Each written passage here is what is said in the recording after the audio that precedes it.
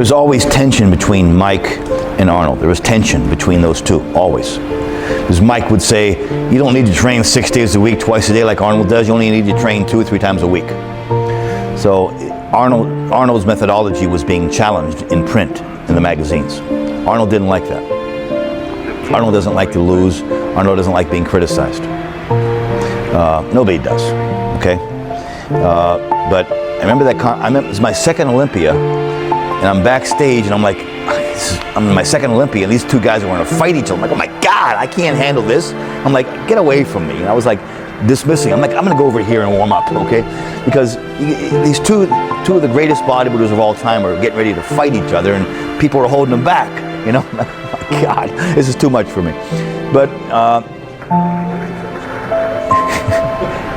I remember Arnold said something about Mike's stomach. Arnold said, hey, you have a fat stomach anyhow. And Mike's like this. I'm like, oh my God. And I don't know how it came down. Because Mike may have provocated that. It's been 35 years. I forget exactly. Okay.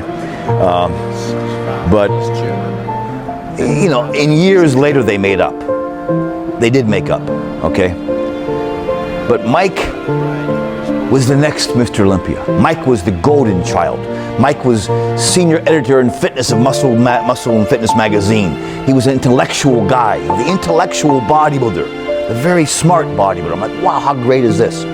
If Mike would have just said, Arnold, congratulations, good job, next year would have been his, or the next year would have been his. In other words, he got upset and carried this bitterness and carried this anger with him everywhere he went.